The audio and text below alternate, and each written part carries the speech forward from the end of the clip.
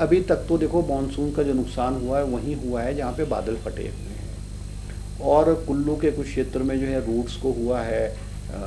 रामपुर में हुआ है और आने वाले क्षेत्र में हुआ है, और थोड़ा थोड़ा हिमाचल प्रदेश के अलग अलग क्षेत्रों में नुकसान हुआ है। मगर अभी इंडस्ट्रियल सेक्टर में कहीं भी जो है मुझे कोई रिपोर्ट अभी इंडस्ट्रियल सेक्टर में नुकसान की नहीं आई है। ये देखो,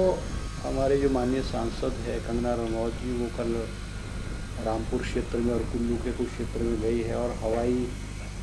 जो है वो उन्होंने हवाई जो है वो इंस्पेक्शन की है, और जो उनका बयान है वो बचकाना बयान है। और ये कहना कि केंद्र द्वारा जो है पैसा आया है,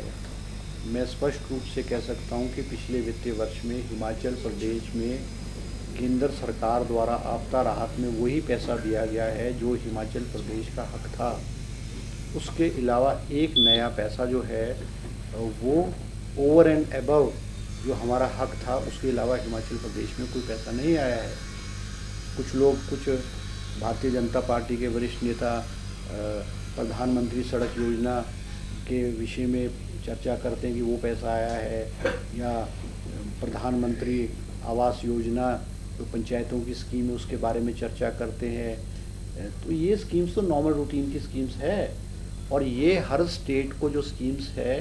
जो हिंदुस्तान के जितने भी राज्य हैं उन स्टेट को government of India according to their share, according to the proposals, वो हर स्टेट को देती है, और हिमाचल प्रदेश को भी वही पैसा मिला है। उसके अलावा हिमाचल प्रदेश को जो है कोई पैसा नहीं मिला है, क्योंकि कंगना रनौत जी अभी राजनीति में जो है नई है, उनको सिस्टम का पता नहीं है, और एक फिल्म पर्सनैलिटी होने के नाते चर्चा में आना और एक भड़काऊ बयान देना और एक ऐसे शब्द बोलना जिससे मीडिया में जो है वो सनसनी फैले, वो उनकी पुरानी आदत है। समय के साथ जो है वो राजनीति सीखेंगी, ये सिस्टम पॉलिटिकल सिस्टम है, एडमिनिस्ट्रेटिव सिस्टम है, किस तरह से चलता है, वो समय के साथ सीख जाएंगी। और केंद्र द्वारा या किसी भी प्रदेश द्वारा कोई पैसा खर्च किया जाता है, वो एक एक पैसे का हिसाब होता है, और वो पैसा जो केंद्र सरकार द्वारा या हिमाचल प्रदेश के भी कोई डिपार्टमेंट या किसी स्कीम का जो पैसा होगा, उसकी ऑडिटिंग होती है, उसकी सैंक्शन होती है, उसकी मॉनिटरिंग होती है, उसकी सुपरविजन होती है। कोई किसी सरकार या कोई मंत्री, कोई सरकार कोई अपनी मर्जी से कोई पैसा थोड़ी खर्च कर सकता है। और हर वित्तीय वर्ष के बाद जो है ऑडिटिंग जो है अकाउंटेंट जनरल ऑफ इंडिया है, वो उनकी मॉनिटरिंग करता है, उनके पैसों का ठीक पैसा खर्च हुआ नहीं हुआ, और नहीं होता तो ऑडिट पैरा बनते हैं। और जबकि हिमाचल प्रदेश के विषय में इस बारे में कोई भी ऐसी जो है टिप्पणी है कोई ऑडिट द्वारा नहीं की गई है। तो ये सिर्फ एक सनसनी फैलाने के लिए जो है